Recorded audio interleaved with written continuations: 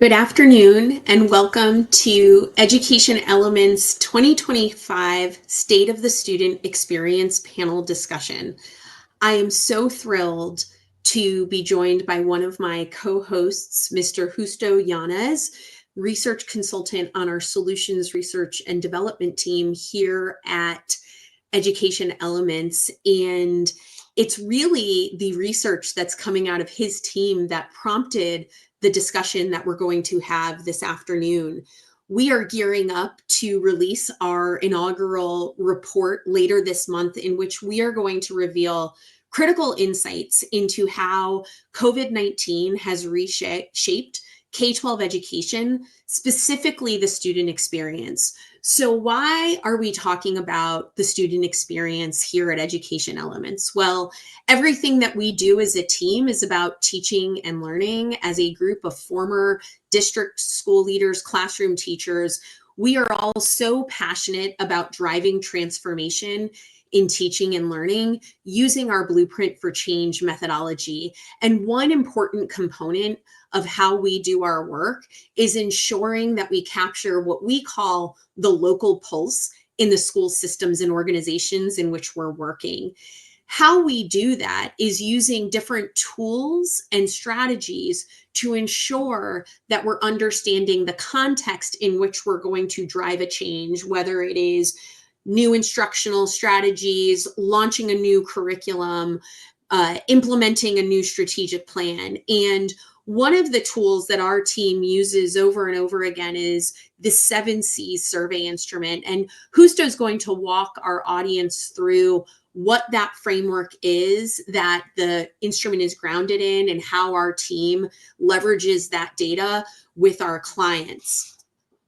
Before we get into the details about that instrument, I'm excited to be joined by a group of thought leaders on student perspective, student voice, individuals who are familiar with the instrument, the 7Cs instrument. And so I'd like to take a moment to introduce our thought leaders, and then Justo and I are going to dive in and give everyone a little bit of background to set the stage as to why we see this as an important conversation today. I do want to note before I make introductions that we really want this discussion to serve our audience. We know that you took time out of a busy schedule to dial in and hear insights from colleagues from across the country. Because of that, we encourage you to make comments, to pose questions. Our team here at Education Elements will be monitoring the chat to ensure that we're capturing as many questions as possible and addressing those toward the end. So the format today, what we really hope to get to is to spend the majority of the time hearing from our thought leaders and answering questions that you all have as we go through today's discussion.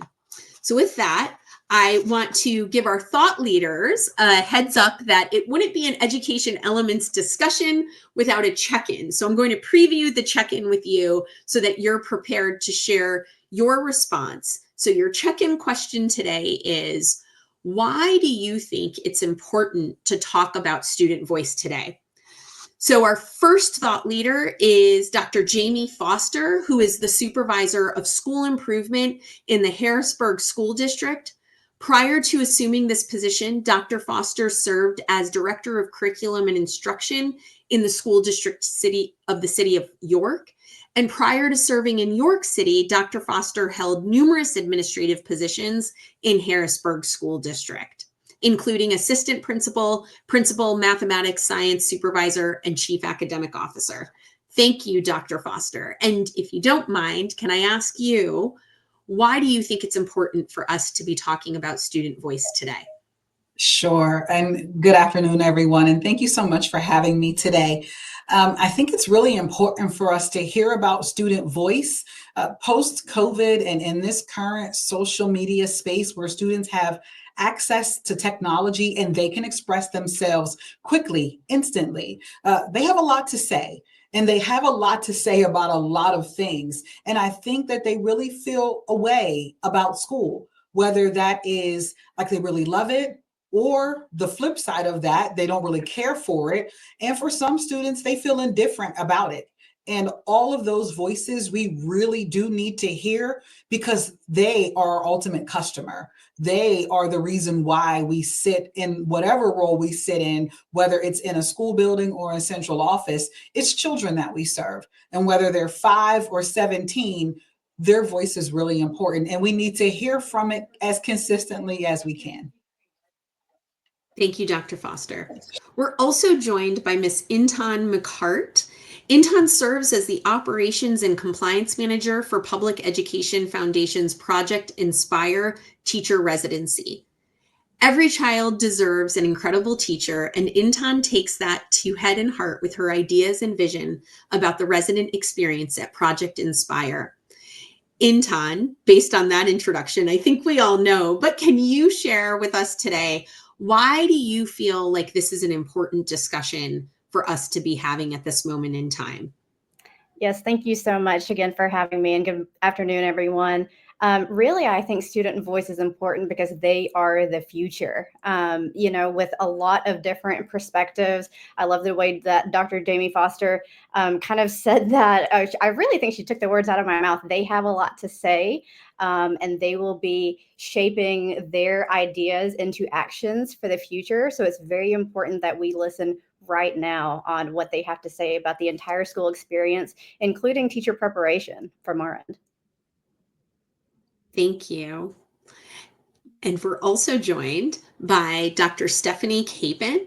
Stephanie has been teaching middle and upper school mathematics and science courses for the past 12 years, has worked at the Curriculum Research and Development Group at the University of Hawaii Manoa, and was a lecturer in the Educational Foundations Department at the University of Hawaii Manoa. Stephanie is a constructivist educator, deeply passionate about honoring student voice and leveraging data and feedback to enhance pedagogical practices and promote institutional growth. Stephanie, why do you think it's important for the district and dialed in today to be here talking about student voice? Yeah, thank you so much. I mean, part of my response is at the end there. I think we've really seen the power of student feedback and data to transform pedagogical practice.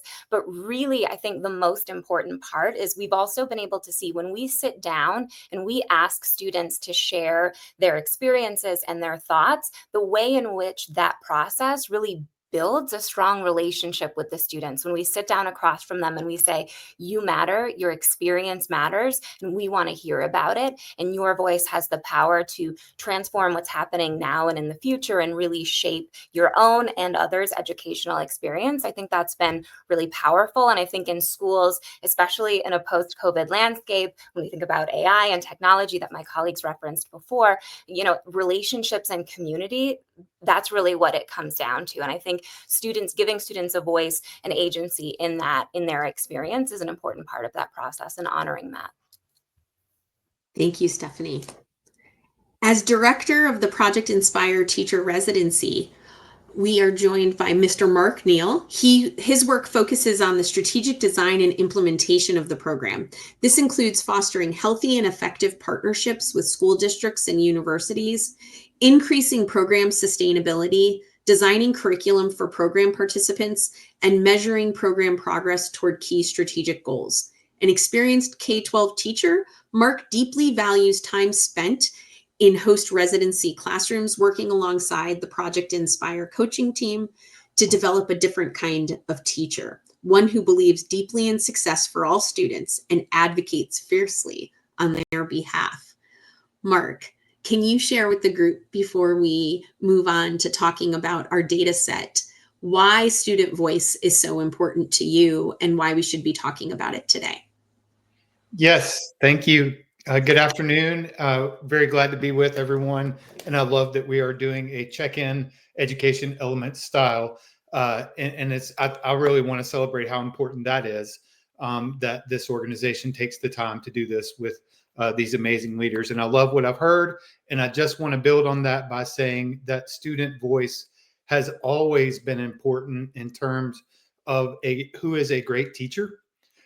We have a sort of the running story, and you all do too in your community, that if you want to know where the great teachers are in a school building, simply grab a student and walk with them And after your time has been spent together, they will nail it, and you will agree with them on who the great teachers are. So I think it's really great that Education Elements is giving us a practical instrument through which that sort of story-based way of doing it can now be done with real data. And I want to also add one bit which my colleague Anton shared already, which is this is so important in teacher preparation. How do we know that a teacher candidate is ready to enter the profession? We would advocate there's no better person to ask and engage in the process than the students in that classroom.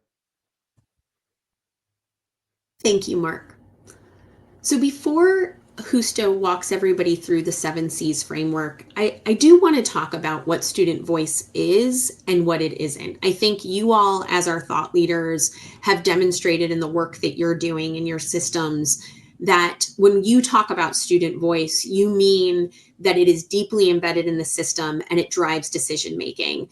In the 20 plus years that I have been working in school systems and alongside school systems, I think that it can be easy to say that you're capturing student voice or that you're using student voice, but not necessarily have the proof points that demonstrate that. And so when we talk about student voice, I think it's really important to emphasize that you are taking what you're hearing from students in a systematic and structured way and using it to drive decision making. I think all too often it's very easy to launch a survey, launch focus groups, go out and do walkthroughs in classrooms and schools and say that you're hearing from the students. But unless the students have a seat at the table, unless that data is used in meetings where critical decisions are being made around practice and policy,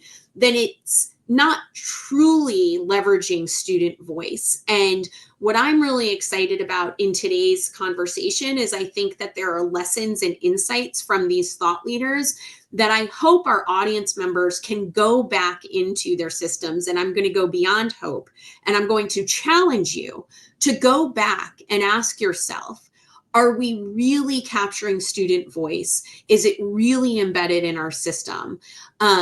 Because it's at that moment that we really drive a sense of belonging for our students, that they become engaged because they're a part of the decision making. And I think what's really exciting about the group of folks that we have here today with us is how it enhances teaching effectiveness. It's important to acknowledge that we are at a deeply complicated moment in time when we're struggling to build our teacher pipeline, when we're struggling to retain the teachers that we are able to recruit. And there's a certain level of vulnerability that must be in place, which is a nod to culture in order to capture student voice and have conversations around how we can help our teachers grow, not just our students grow. So I thought it was just important to lay that foundation and share some of my observations from working in and alongside schools. And so with that, what I would love to do is have Justo walk us through what the 7C survey is and its connection to student voice. So Justo, without further ado, can I pass it over to you? And can you share with the audience, what is this 7C survey that we keep referencing? Yeah, absolutely. Thank you, Layla. Thank you, panelists. It's an honor to share this space with you. So the 7Cs framework is a research-backed model that is designed to capture key dimensions of effective teaching and classroom environments.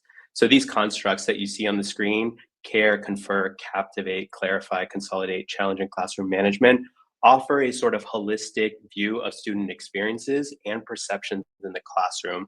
So sort of their truth. Each of these categories represent different aspects of teaching. So you'll notice that there are some around personal support, curricular support, some around academic press that really impact student engagement, learning, and classroom culture. We know that surveys can provide predictive insights into student achievement. In fact, research has shown that schools that integrate student voice, as Layla was stating earlier, into their strategies see improvements not only in student engagement, but classroom culture, teacher effectiveness, teacher retention. And what longitudinal studies have shown is also that higher 7C scores correlate with increased student achievement. So this makes student perception data such a valuable, powerful tool to inform instruction and support teacher growth in your campus. So to give you an example of what these response items may look like, let's say Captivate category. So this construct, a survey item might ask students, this class keeps my attention, I don't get bored. A response to this item helps us understand whether instruction is engaging and relevant to students. Similarly, in Clarify, we might ask, my teacher explains things clearly when I don't understand. These kind of odd items allow us to gather not only meaningful feedback from students, but also provide teachers sort of actionable next steps and strategies that is ultimately data informed. One of the key strengths of the 7C survey is the depth of data behind it. So we have over 6 million student responses across the country, which allow us to provide highly reliable and meaningful benchmarks at the teacher, school, and even district level. So this means when teachers and leaders receive their reports, they're not just based on a small sample size, they're actually grounded in a vast data set that reflects student experiences across a diverse range of classrooms and learning environment. And so by continuously updating our norms, diving into the data, analyzing it, we ensure that our comparisons in our reports are current and they're relevant to today's classroom, knowing that each day, each season is changing. And this allows teachers and leaders to not only interpret their data with confidence, but be responsive to the key areas of strengths and opportunities of growth with a clear understanding of how their student experiences compare to broader trends. Thank you, Justo.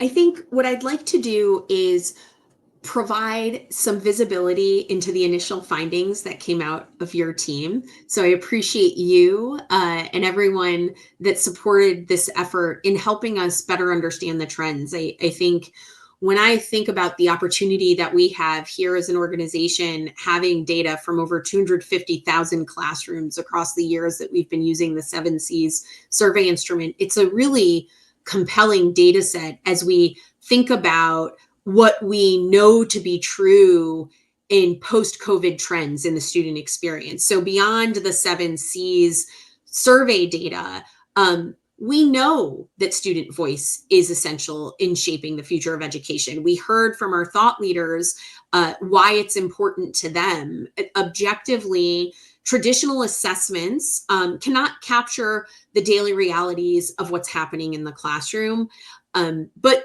student perception data, whether it's using the 7Cs instrument or conducting focus groups in your schools, gives us more of that real-time insight into what's working, what's not, where might we be able to effectively support our teachers. I think the bridge that I want to make sure we establish in today's conversation, particularly as we dive in and we talk to Mark about the teacher residency program, how can we use data like this to support new teachers, as well as our veteran teachers who have opportunities to grow and to learn? And it is interesting when you look at the framework that Justo just introduced us to and how we can then differentiate professional learning for teachers. So we can drive those conversations around what's happening in your classrooms, how are your students feeling, what is student perception of the environment, and then what does that mean for me as teacher in terms of how I can adapt to meet my student needs by actively listening. And so you see the data here and the way that we're thinking about what we've seen in other research. So 72% of students reported lower engagement during online learning. We also know that 37% of high school students reported poor mental health during the pandemic. 44% of high school students persistently felt sad or hopeless, driven by social isolation, parental stress, and disrupted routines. Knowing that, as we came to analyze this data set, it wasn't surprising to see some of these initial findings. And so I'm so excited to launch this report later this month. In the meantime, I want to give you some visibility into our initial findings. And then I want to spend some time with our thought leaders, hearing directly from them how they think about data from the 7 Cs, but also more broadly, what they're doing in their systems to ensure that they're leveraging student voice effectively. So our initial findings to highlight, we see engagement shifts. So post-COVID survey data highlights shifts in student engagement and well-being, underscoring the need for innovative teaching and really thinking about beyond teaching, what kind of supports do we need in our schools? And it's really critical at this moment in time as everybody's facing a very difficult budget climate, hard decisions about what to invest in and perhaps what to do away with. And with ESSER dollars, we saw a lot of money go into mental health and well-being in our systems. And I understand that it's going to become increasingly challenging to keep those supports in place. But I think it's important for our district and school leaders to use their data to inform discussions, whether it's with their school board, whether it's with state legislatures, to advocate for adequate funding levels so that we can continue to improve student engagement, since we know there's a direct correlation there. Grade level variances, also not surprising that we saw districts using 7 Cs over multiple years with targeted teacher development saw major middle school improvement. So not surprising, we know middle school is a very challenging time for student engagement and human development more broadly. But what's really exciting to me is when Justo's team dug into the data and we were looking at our trends at large, that when districts and school leaders were really focused on using this data to inform professional learning and supports in place, we saw a shift in the middle school student experience. And that was such a powerful finding to me as a former middle school teacher. Not surprisingly, we also saw gaps and differences between different student demographics. So instructional experiences varied by race and ethnicity. But our case studies, you're going to hear from our thought leaders, and you'll see in the paper later this month, when district leaders are really deliberate about leveraging data like this to inform supports like professional learning and resources, we actually saw those differences decrease. And then finally, we found that schools using the 7 Cs survey consistently see improved teaching and student engagement. And so I'm incredibly excited to share the full set of findings in a few weeks. In the meantime, I wanted to preview this with the audience because I think it's such a powerful tool. This data set is so incredibly compelling as we think about, in a very challenging budget climate, where do we place our dollars? And I think and encourage everyone here today to leverage this resource, use this white paper as you start to have conversations about what do we need to keep, because we know if we sustain support in key areas, we can actually drive those long-term outcomes for our students, which is engagement and improvement in their achievement. And so overall, schools that prioritize student voice using this framework, we know create more effective and engaging learning environments. And so with that, what I'd like to do is turn this into a discussion with the thought leaders who have joined us today. Dr. Foster, I would love to start with you, but I'm going to encourage our panelists to chime in. How do we ensure student voice is authentically integrated into decision making? Sure. And that's such a great question. Here in Harrisburg, in my unique role, I get an opportunity to work directly with all schools as they develop, implement, and monitor their school improvement plans year over year. And I have the particular privilege to work with schools that are considered to be designated as a CSI, a comprehensive support and intervention school, where they are the lowest of the 5% in Title I. So it is students who historically have been marginalized and students who may have a lot to say but don't necessarily know how to say it. So one of the things that we've done here in Harrisburg is we have sought permission from our Department of Education to use the 7Cs as our official student survey when we conduct and begin the school improvement planning process. We will actually begin the 7Cs for the spring in about 2 weeks. I was just speaking with an Education Elements partner today to make sure that we were engaging in getting all of our surveys and everything together. But we give it twice. We give it once in the fall because we want to see how do students feel when they first come back, and we give it usually around October-ish. And then we give it again when school is well in the throes, not quite before we leave, before we get that summer. I don't care what you think. This is what I'm just going to say, but we get it usually like in March. And it's really important for us to be able to capture that because every student, again, has a voice. And with schools that are designated as CSI, they get a chunk of money. And one of the things that I think we learned sometimes the hard way in ESSER is that we put money towards things.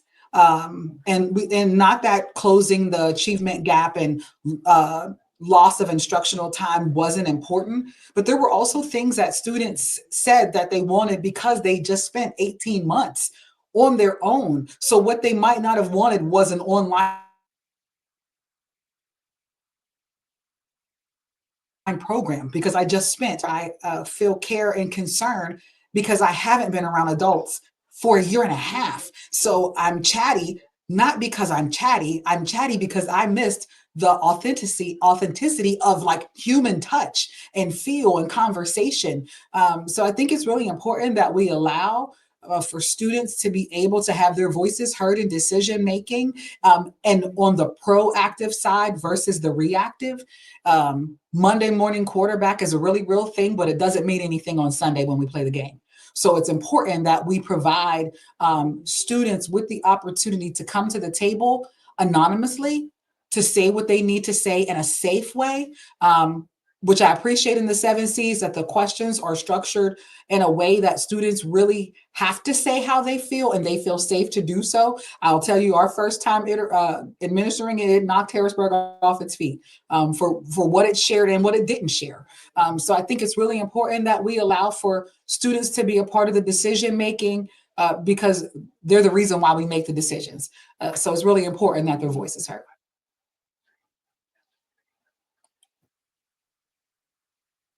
Stephanie?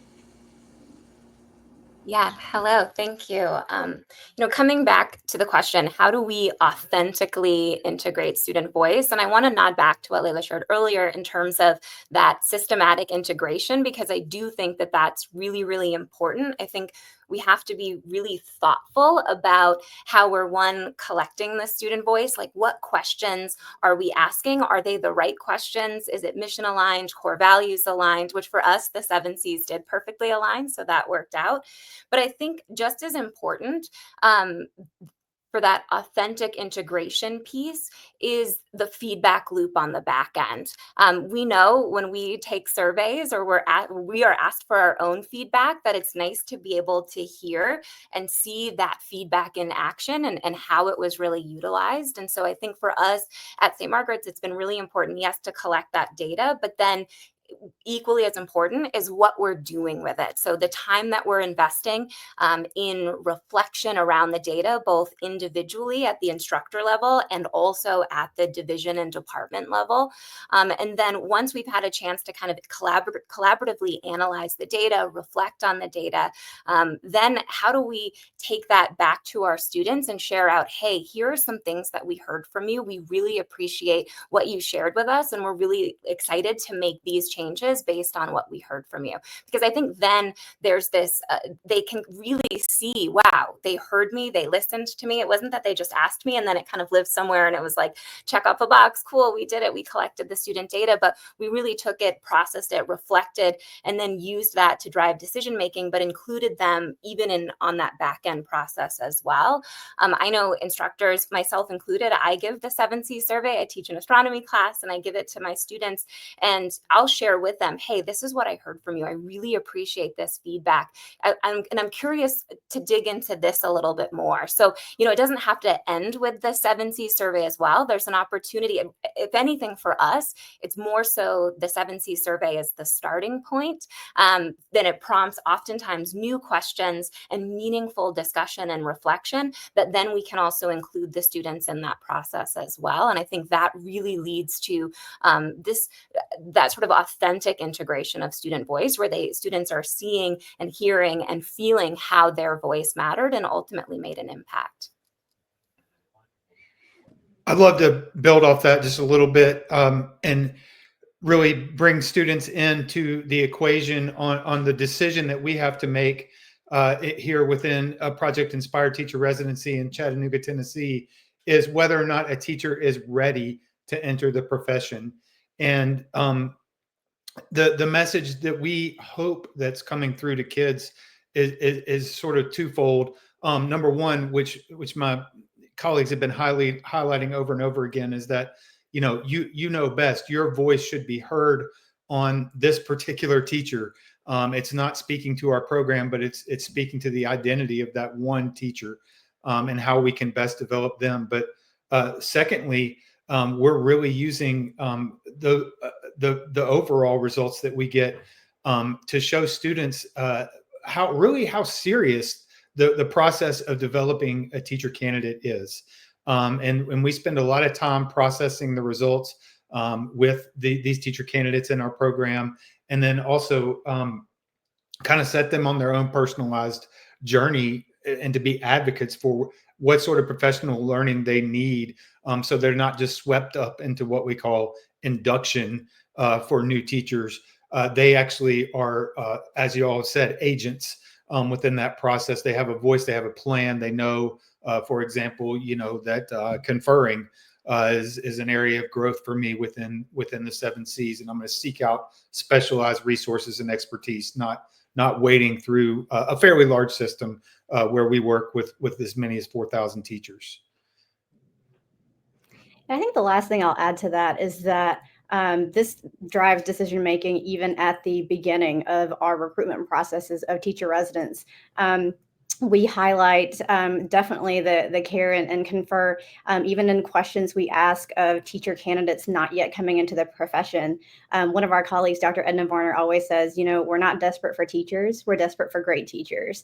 And so some of the questions we ask are, how do you build relationships with kids, knowing that, they're not yet a certified teacher, but are there elements there that are in some of the questions of the 7C survey that we are asking to see how have they been reflective in thinking about building relationships with students.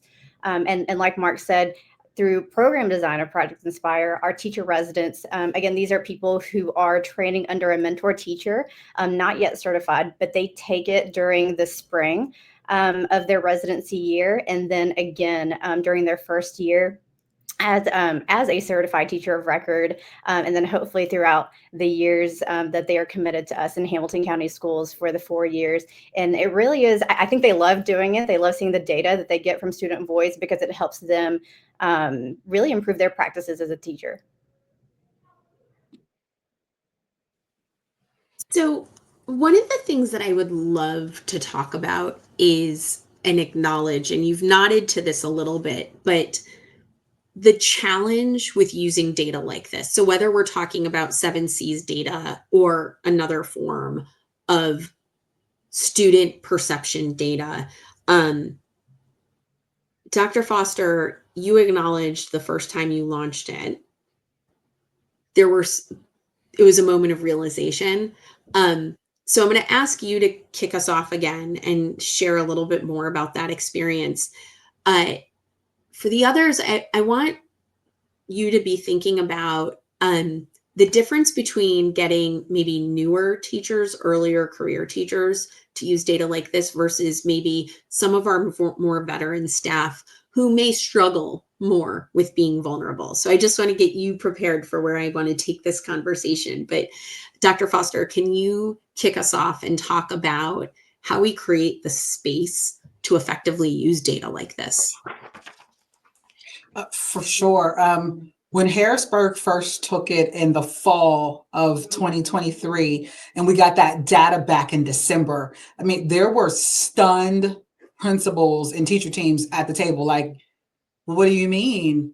Like, my classroom management is what? And knowing that like 300 is the score, like 300, not good, not bad, average. There were some like what we learned honestly was in Harrisburg, we do a great job K-2. Like those scores were above 300, and our scores slightly dipped at that intermediate elementary. They bottomed out in middle school, and then they clawed their way back in high school. And it got wheels turning at the table, which we appreciated from a space with elementary and middle school principals. How do we fix that?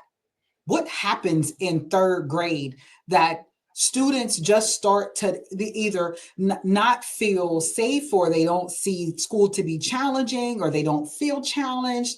And then in middle school, they're already like crazy because of just the natural space of where students are, what we know physiologically. But we wanted to know, how can we counter that, and how do we end up getting back above 300 by the time students get to high school?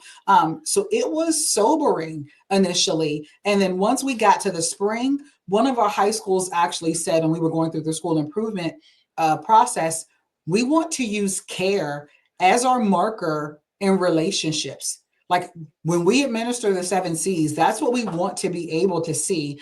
Has it grown? And so they began to implement and institute restorative circles, and practices, recognizing that it can't just be attaboys and good jobs just because I'm a student in a magnet high school program. I really do need to think about the ways in which I care and show care for students, and build relationships in a quality way. So I think if you can kind of get past your own ego, in a sense, as an educator, because you assume that by the time you get to this level, quote unquote, you're a principal or in central office, you're like the best of the best. So what do you mean my school doesn't have A, B, and C? If you can kind of get out of that way and use it to guide, confirm, and affirm the decisions for one, what we've done in the past, was that right or wrong? Did we actually, are we doing the best decisions for students?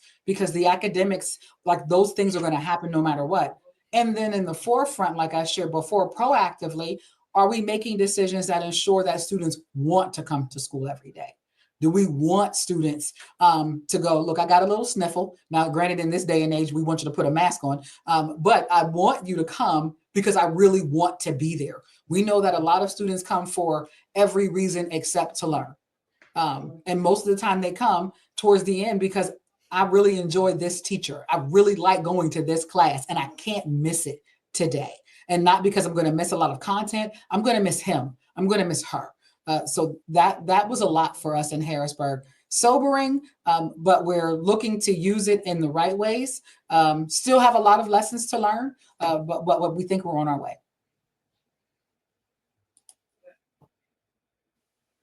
Wow. Mark, I'm Thanks. curious. Yeah, Oh, thanks, Dr. Foster. And I saw something flash across the screen there that kind of connected what we were talking about, this idea of a warm demander and something like an indicator of care in the 7 C's framework, helping to track something like that. And yeah, I was just hearing Dr. Foster loud and clear, and wanting to be a new teacher in the Harrisburg area to be able to participate in some of this. But really for us in teacher preparation, and I think what I'm hearing in developing new and even veteran teachers, is there are fundamental aspects like warm demander that we attach to great teaching, and these things are not teaching practices. These are about who you are as a person. These are about identity, and our residency program is very much built around first identifying individuals who have that strong sense of identity. And Anton's already referred to this in a recruitment process, looking for some of these 7C type capacities within them. But really to help a person along the journey to see that there are tools that measure some of these things that have just been talked about as intangibles, the relational aspects of teaching, which, you know, I've heard just described with metaphors in very eloquent ways over the years. But when it comes down to measuring it, it's just a real challenge to know that, you know, any of us on this screen are captivating an audience right now. And what is it that we're doing to do that? So it's that piece that we don't have to push too hard. This is not too much of a vulnerable space, because teachers, especially those entering the profession through residency programs, they signed up for this level of feedback, and they want to know more about who they are as a person. And I wrote down, as Dr. Foster was talking about, you know, better matching where kids are as they're really navigating quickly and adapting quickly within the culture that we share together. So yes, being able to measure those intangibles is a space where teachers need to be these days, and I think they want to be as well. And let's make those things not intangible anymore.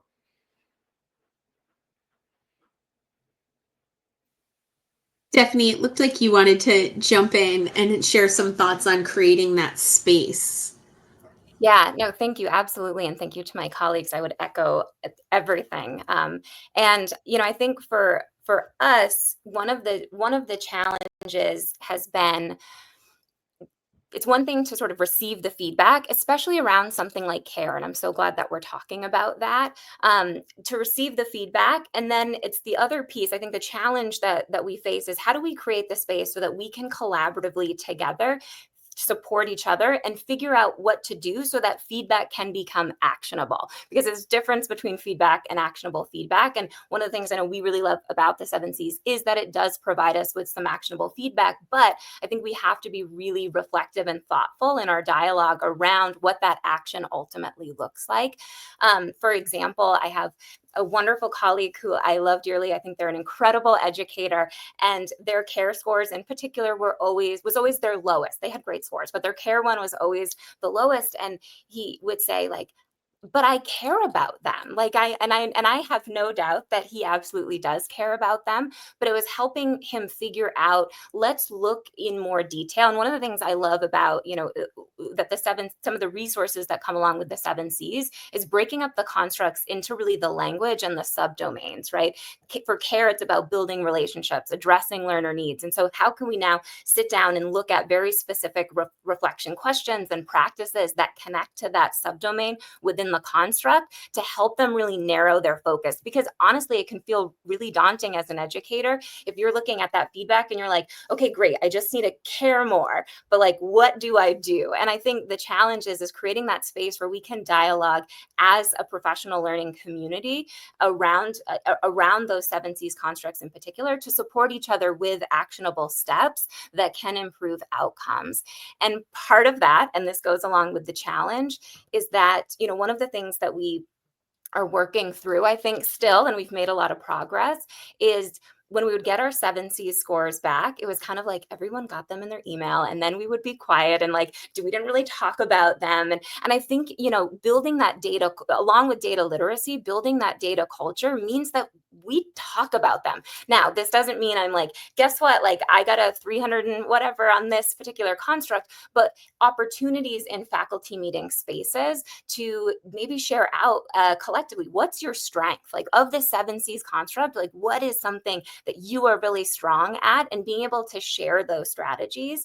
And so folks can kind of see, hey, that's so-and-so strength. That's an area of growth for me. I'm going to see, maybe I'll go and observe their class, or maybe I'll ask them about really specific strategies. So I think we have to talk about the data. And then I think we have to collaboratively really think about creating a space where not only do we feel safe to talk about it, but also supporting each other with what to do about the feedback, because we're not going to see growth if we're not able to put practices into action based on what we're hearing from students. And so building that space is not done overnight, and it takes some time. But I think it's really, really important to really be able to leverage the power of this instrument and the feedback that we're provided as an instructor and then also as an institution.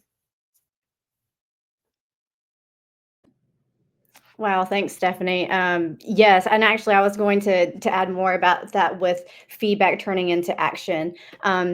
And with specifically our residents, if one scores higher on care and confer and lower on something else, and we have residents then go into other resident classrooms, say, how do you do this? Model this for me. How do you, get to know each student, meet them where they are. And I think with, again, that collaborative space, being open and being vulnerable to know where your opportunities for growth are something we really just really highlight in our program. Say this is a growth opportunity. You're a teacher resident, you're not yet a certified teacher, and any feedback is essential feedback because it's only helping your craft to go forward and being a strong educator for your students. Our teacher residents are in high poverty, high need schools. We often say that the highest need is a great teacher. And so this instrument is providing you specific ways to do that. While you're in a year that you can really try a lot of ideas on your own. And so I think, again, I'm just really echoing that space for collaborative feedback and being open to their ideas of what they want to do. Given the data that they have been provided from the students. Can I jump in with one more thought? I just want to kind of piggyback on Please. that a little Yeah.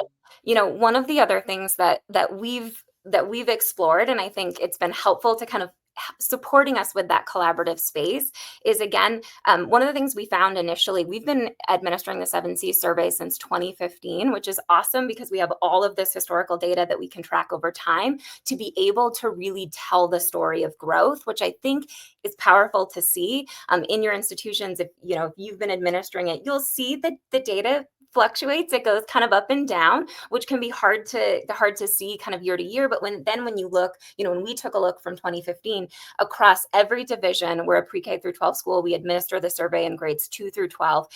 We saw growth across every construct in every division. And to be able to share that story with our faculty was really, really powerful to see when we collectively, collaboratively focus on listening to student voice and honoring student voice and turning student voice into actionable feedback that transforms practice, we grow together. And that was really powerful to see.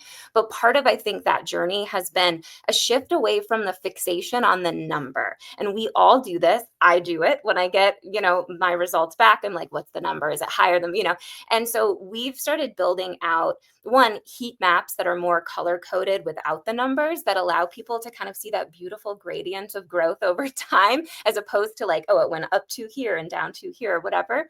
And then the other piece is, again, shifting away from the fixation on a number. And this is true for any survey you give, and reframing it to ask the question, what questions is the data prompting me to ask about my practice? And I think rooting it in that, as opposed to this number or this number, but more so whether it could be your biggest strength, an area of strength for you, but you can still ask the question when you look at some of the more the nuanced detail from the item responses to be able to say, yeah, what questions is this asking me to ask myself about my practice, and really hold up that mirror. So shifting away from sometimes the number fixation, I think, has been helpful for us in creating a space where the conversation can be really centered on growth. I love that as we think about creating safe space, vulnerable space, a space of support for staff because we need to retain them. And it makes me think about a comment that you made, Dr. Foster, that I would love for you to dig into a little further about how you all advocated to the State Department of Education to use this data as a part of your school improvement efforts. And my brain immediately went to, so often when we talk about school improvement, we're talking about compliance and we're talking about the numbers. We're not really talking about innovation, transformation. Can you talk and just share with us very briefly what prompted that, and what did that look like, getting the state to commit to that and allow that? Because I imagine there are other district and school leaders who may find this compelling as they think about how this can be an important data point to support school improvement. Mark Inton, I'm going to have you close us out and just be prepared to speak to, what do you think the power is in using this data for true transformation in other schools? So your perspective on transformation just broadly in our field. But Dr. Foster, can you just give the group a little more insight into how Harrisburg was able to advocate for that with the State Department of Education? Sure. I think it's really important, and we haven't spoken to this, but we've kind of alluded to it, is the right people at the table at the right time. Because when you don't, you end up with school improvement becoming compliance. And I think that's what we're all really kind of getting at, whether that's through a resident program or the work that we're doing K-12 to see the growth over the years. Like, I would kill to be able to see 2015 data here in Harrisburg. I'm so jealous right now. I was listening to Stephanie like, ooh, man, can we get to that? But we had at the time an assistant to the superintendent who was familiar with education elements and had her work and background was steeped in school improvement and knew that it can flip to compliance in a checkbox like that quickly. And from conversation and having given the like a pilot of it the previous year, let's ask the state. The state just says you have to give a stakeholder survey, one to parents, one to teachers, one to students, and they have their own that is canned. But if you're able to showcase that it will meet what the state considers to be its continuous improvement cycle, then they may give you a yes. And we got a yes from that. We started early in asking, and from that early, I mean like fall. So that way, when we got to school improvement planning in the spring, the answer was a definitive yes or no versus asking later. That last minute ask, sometimes you feel like you can force someone to tell you yes. That can often lead to a no, particularly in Pennsylvania, where 500 plus school districts and charter schools have their own entities. We're not county based. So once that came about, it became then convincing the superintendent, of course, should we go to bat for this? And once that occurred, and then we were able to see what the data told us and the story that it gave about Harrisburg, you couldn't say no to that. We look forward to what the data says again come this spring, because it's going to tell yet another story. I think every iteration of the 7 C's tells a story of your schools at that moment in time. And what are you going to do about it?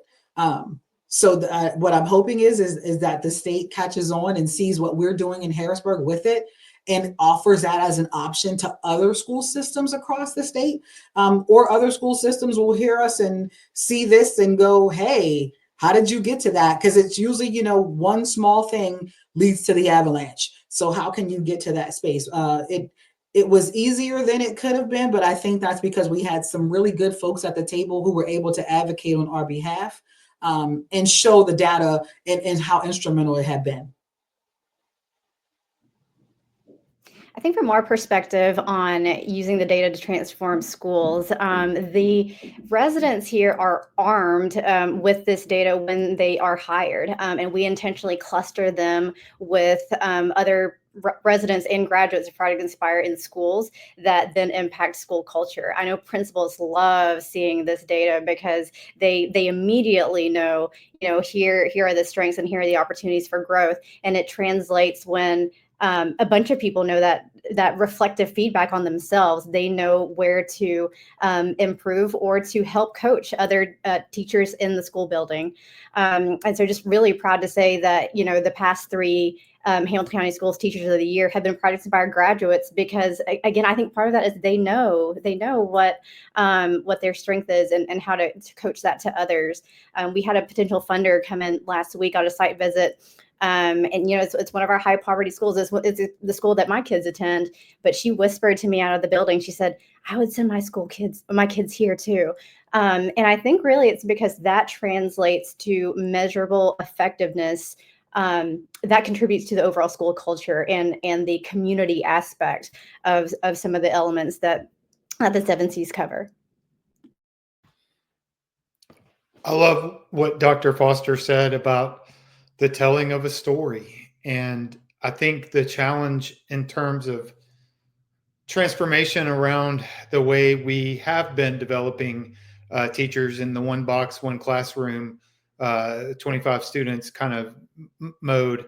The opportunity here is to listen to the story, as Dr. Foster said, that is being told about new teachers. And I would also, and I'm be part of this challenge with any district and school that wants to tackle it. And I know my colleagues will too.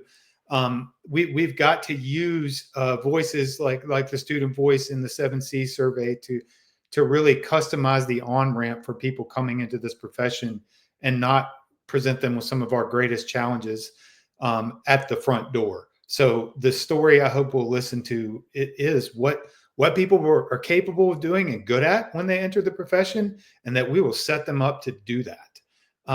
And that's going to really help us as to be more lean and be more efficient. It is possible. I feel like we could go all afternoon with this group. I appreciate your passion and dedication to elevating, and really integrating student voice to improve teaching and learning. So kudos to all of you and the work that you're doing. Thank you for donating your time and sharing your perspective and lessons learned. To recap, I think what's really fascinating is, as I think about the themes that I heard coming out of this conversation, they so directly align with the initial set of recommendations that our team here at Education Elements has started to craft as we prepare to launch our paper on the state of the student experience. And so the themes align with the recommendations. So theme 1, prioritizing student voice in decision-making through systematic data collection. The power of using a consistent tool. I think all too often, because we, for better or worse, have shifts in leadership at the school level and district level every few years, we often lose the ability to have a tool like the 7Cs stand the test of time. So what a fantastic testament to taking this data set and truly integrating it when you can talk about